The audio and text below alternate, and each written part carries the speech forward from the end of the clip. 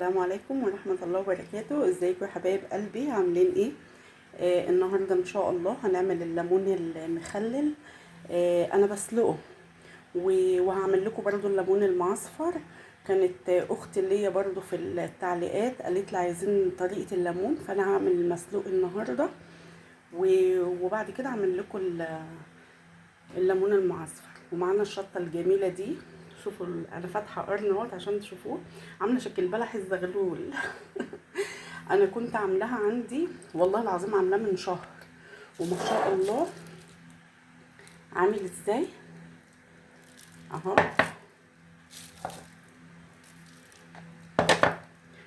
ما شاء الله جميل.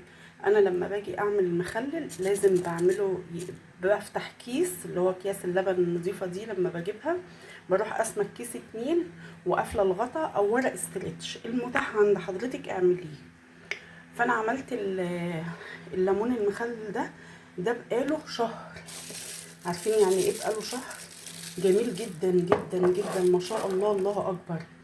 وعلى فكره انا مخللاه في نفس اليوم اللي انا عملت بيه، والله العظيم بقاله شهر عندي اهو وما جراله اي حاجه. وعلى رخامه المطبخ، يعني انا مش شايلاه مثلا في مكان ولا كده، لا على رخامه المطبخ. فهو بخلله بالميه السليق بتاعته. والله جربي طريقتي والله العظيم ما هتندمي. والله بقاله شهر وما حصل له اي حاجه، وما حطيتلوش خل على فكره. هي ميه الليمون بالملح، والملح اللي هو الصخري، الملح الخشن مش الملح الناعم. الصخري احسن، بيحافظ على الحاجه. وبتحطي له بس نص معلقه سكر. جربي طريقتي دي والله العظيم في منتهى الجمال، روعه. اسلق بقى المخلل الليمون اسلقه، وارجع لكم بقى ايه لما اسلقه واجي اعبيه في البطرمانات. انا كده كده غاسله البطرمانات عندي وشايلاها. وهو يا حبايب قلبي حطيته يتسلق. واما اسلقه بقى ما بسلقهوش على فكره، ما بهريهوش في السوا، لا تبقى الليمونه ماسكه نفسها برضو. فهخلص بقى سليقه ونخلله سوا مع بعض. ادي حبايبي الليمون بيغلي معانا اهو، يعني هو لسه قالب دلوقتي قلبتين كده، مش هخليه يستوي خالص وهطفى عليه. بسم الله الرحمن الرحيم. ورجعت لكم تاني يا حبايبي بعد الليمون ما اتسلق. ما شاء الله الله اكبر. هنقله بقى هنا. ادي الميه بتاعه الليمون، انا سبته بس يبرد، خدته غلوتين وما سويتهوش قوي، وسبته بس ايه يبرد. هنشيله بس عشان ما ايه وقت الفيديو ما يطولش عليكم وارجع. وخلاص يا حبايبي كده انا نشلت الليمون. ادي الملح الصخري اللي انا بقول لكم عليه اللي هو الخشن ده، ما شاء الله عليه. بجيبه من عند العطار. وهو قدامكم. بسم الله الرحمن الرحيم. لحد الحدق اللي انتوا عايزينه، 4 5 زي ما حضرتكم عايزين الحدق بتاعه. جربوا طريقتي دي والله العظيم مش هتندم. ميه الليمون ميه السلق جميله جدا جدا جدا. يا حبايبي بندوب الملح لحد ما يدوب خالص، وتظبطوا الحدق لحد اللي انتوا عايزينه. يعني تشوفوا انتوا عايزين حادق دلع، يعني كل واحد حسب اللي بيحبه. ثم ان انا في وصفات الاكل والحاجه اقسم بالله بعملها بالبركه. بالبركه والصلاه على النبي عليها افضل الصلاه والسلام.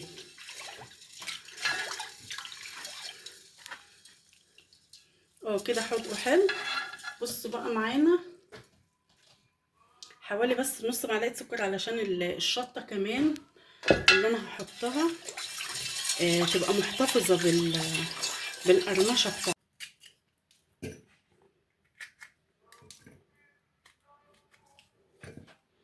هعمله بقى وارص الليمون وارجع لكم. ورجعنا لكم تاني يا حبايبي. رصيت الليمون اهو في البطرمانات. ما شاء الله ولا قوه الا بالله. بسم الله الرحمن الرحيم. اللهم صل على النبي.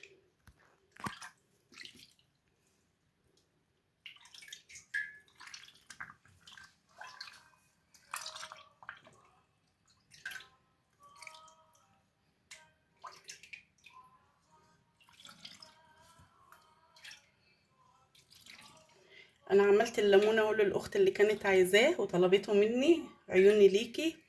انا عملت المسلوق النهارده، ان شاء الله هعمل لك الليمون المعصفر بامر الله.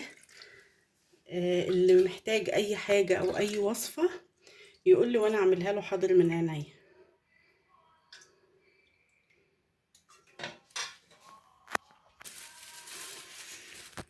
وان شاء الله يا حبايبي ادي اهوت هنقفل البطرمانات بتاعتنا. انا عندي الاكياس اللي هي بتاعت اللبن دي، بروح جايه قصاها وحطاها كده على البطرمانات.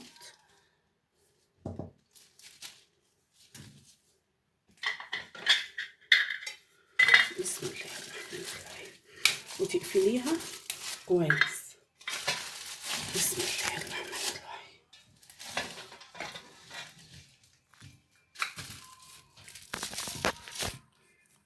ادي يا حبايبي، ادي البطرمانات بتاعتنا اهي، ما شاء الله ولا قوة الا بالله.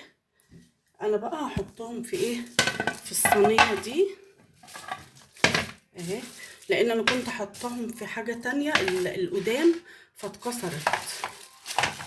فدي حبايب قلبي البطرمانات الليمون اهي اهي، شكلها دي كلها ما شاء الله، الله اكبر ولا قوة الا بالله.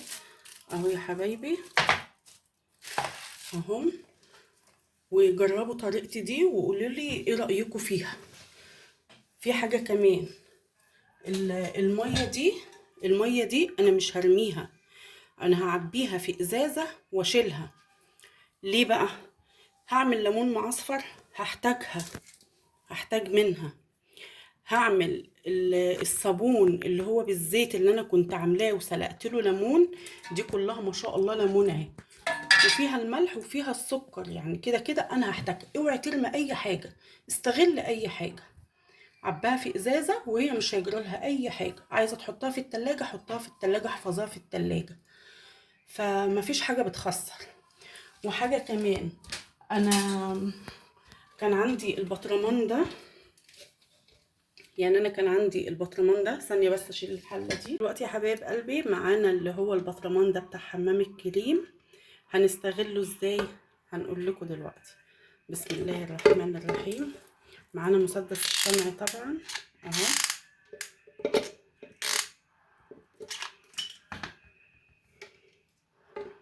بسم الله.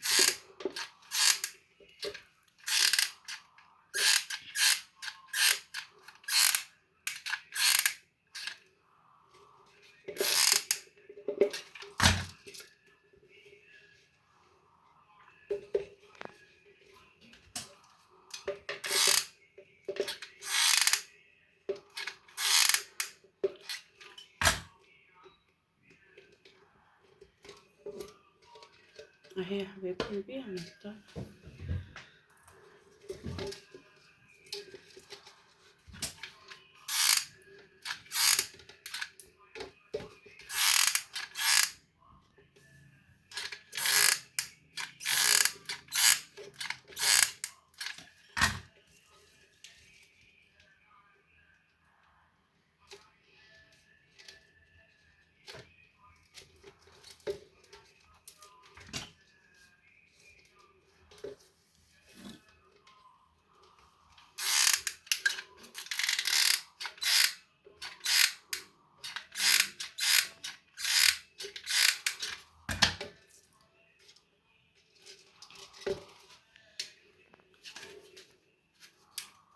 هخلصه يا حبايبي وارجع لكم.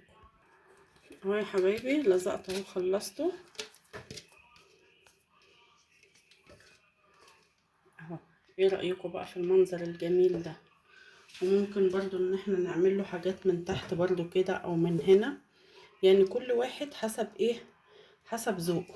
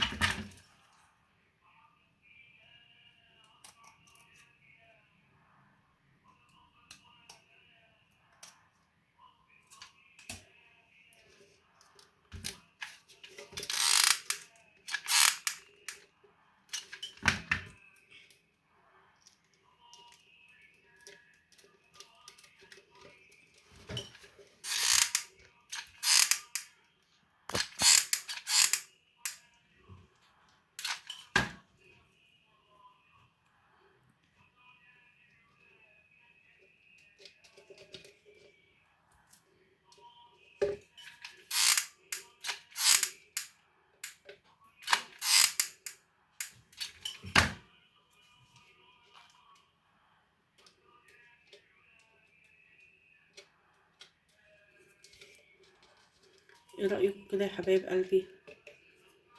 حاجة سهلة وبسيطة وما كلفتناش حاجة. كل واحد حسب ذوقه. عايزة تحط لها برضو من تحت كده اللي يعجبك. اهي من ايه؟ من حاجة بلاستيك كلنا بنرميها. ننضف بس الشمع ده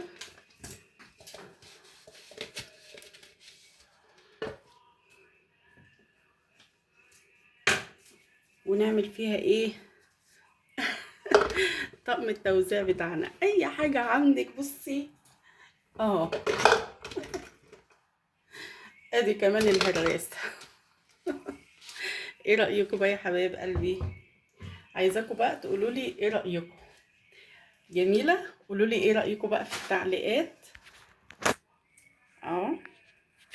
وادي بتاع ده الفازات اللي انا كنت عاملاها. برضو هعملها لكم في يوم.